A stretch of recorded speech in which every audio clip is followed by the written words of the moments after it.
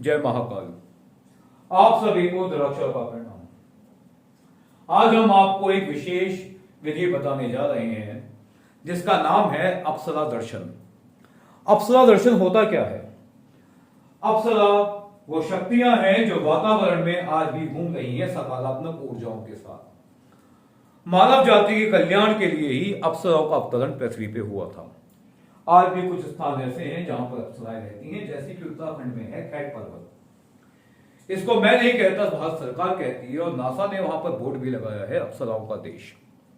खैर, तो जब भी अप्सराओं की आप साधना करते हैं फल तो आपको अवश्य मिलता है, लेकिन कभी कभी विशेष हानि भी हो जाती है। आज मैं आपको एक सत्य घटना बताने जा रहा हूं, जो घटना हिमाचल की है। एक साधक थे, सत्य घटना है, इसमें कोई भी संशय नहीं है। एक साधक थे, उन्होंने अप्सरा साधना करने का विधान सोचा। एक गुरु से मिले, विधान भी मिल गया, रक्षा कवच भी मिल गया और उसकी पूरी सामग्री भी मिल गई। अब उन्होंने अप्सरा साधना करने का प्रयत्न शुरू कर दिया। पहली बार में अप्सरा सिद्ध नहीं हुई, दूसरी बार में नहीं हुई, तीसरी बार में नहीं हुई, छठी बार में जाकर अप्सरा सिद्ध हुई। जब अप्सरा सिद्ध हुई तो उनको पायलों की आवाज आई, खुशबू आई और एक मीठी मीठी ध्वनि वहां पे गूंजने लगी, जो अप्सरा के आने की निशानी होती है, क्योंकि उन्होंने प्रत्यक्ष अप्सरा सिद्ध की थी। जब इस सिद्धि को उन्होंने किया, ऐसा करते करते आवाज आते आते लगभग 21-22 दिन बीत चुके थे। 22 दिन बीतने के बाद वही अप्सरा एक बेहद रौद्र रूप में उनके समक्ष आई। अप्सरा का वो रूप देख के वो साधक बुरी तरह भयभीत होकर कांपने लगे। अप्सरा बोली, तू मुझे रोज बुला बुला के परेशान तो करता है, तू मुझे ये तो बता तू मुझसे चाहता क्या है? अप्सरा का रौद्र रूप देखकर उस साधक की इतनी हिम्मत नहीं हुई कि उसके मुंह से आवाज भी निकल पाए। वो इतना घबरा चुका था, इतना डर चुका था कि उसके हाथ पैर कांपने लगे थे। अब हुआ क्या? अप्सरा क्रोधी थी क्योंकि उनके साथ गलत हो रहा था। मैं रोज आपको अपने घर पे बुलाऊं और बुलाने के बाद आपसे कुछ ना कहूं, आपको अपमान लगेगा या नहीं? वो तो शक्ति हैं, वो तो देवी हैं, उनको कितना बड़ा अपमान लगेगा। यही उस साधक के साथ हुआ। अब साधक तो थे, डर के मारे कांपने लगे, थर थर थर थर थर थर।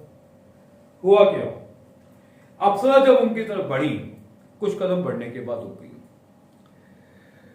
अप्सरा ने आंखें बंद की और साधक से बोली, आज तेरी रक्षा महाकाली ने की है, इसलिए मैं यहां से जा रही हूं।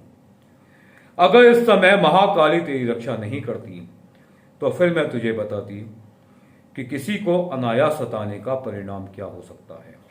आज के बाद भूल कर भी मुझे बुलाने की कोशिश मत करना। असल में हुआ क्या था, जिस दिन ये साधना पूर्ण हुई थी, ये किस्सा हुआ था अप्सरा के आने का, उसी दिन हुआ ये था कि यही साधक सुबह मां काली के एक सिद्ध मंदिर में गए थे। वहां जाने के बाद उन्होंने पूरी पूजा अर्चना की थी, विधान करवाया था, एक छोटा सा यज्ञ भी करवाया था, देवी का आशीर्वाद उनके साथ था। इसके अलावा वो डेली नित्य रूप से मां काली के स्तोत्र का पाठ भी करते थे, इसलिए उनकी रक्षा हो गई। लेकिन ये हर बार नहीं हो सकता, हर साधक के साथ ये नहीं हो सकता। तो इसलिए आप ध्यान रखें, जब भी आप कोई भी साधना करें, अप्सरा साधना, यक्षिणी साधना, किन्नरी साधना या कोई भी साधना, जब भी आप उनका आवाहन करें साधना से पहले, तो आप उनसे वचन मांग लीजिए। हे मां, मैं आपसे ये वचन चाहता हूं, अपने वर्ष मेरे साथ रहें, मुझे प्रदान कीजिए, और आप क्या चाहती हैं मुझे ये भी बताइए। और जैसे ही आपको सुगंध आए या साधना में आभास हो, सबसे पहले मस्तक झुकाकर मिष्ठान का भोग लगाएं, फूल और इत्र उनके समक्ष रखें और अपना वचन उनसे ले लीजिए। और उनसे कहिए, माता मैं आपसे ये चाहता हूं। अगर आपने ऐसा नहीं किया तो उसी साधक की तरह आपका 1 साल बर्बाद भी होगा, आपको शारीरिक कठिनाई भी आएगी और आपकी मृत्यु तक भी हो सकती है। कोई बड़ी बात नहीं है। इसलिए अप्सरा साधना को या किसी भी साधना को जब भी आप करें, किसी योग्य गुरु के निर्देश में करें, वरना मत करें। यह आपके लिए बेहद प्राण घातक सिद्ध होगा। यह मेरा एक अनुभव है सच्ची घटना का। इसके बाद मैं आपको एक विशेष बात बताऊंगा उन लोगों के लिए जो कहते हैं जरा जरा सी बात पे मुझे वशीकरण करना है। वशीकरण क्या करता है, कैसे करता है, इसके लाभ क्या हैं, इसके कर्म क्या हैं, उसकी हानियां क्या हैं, एक सत्य घटना मैं आपको बताऊंगा अति शीघ्र। मेरे अगले वीडियो की प्रतीक्षा कीजिए। आप सभी को द्राक्षा का प्रणाम। जय श्री कृष्णा।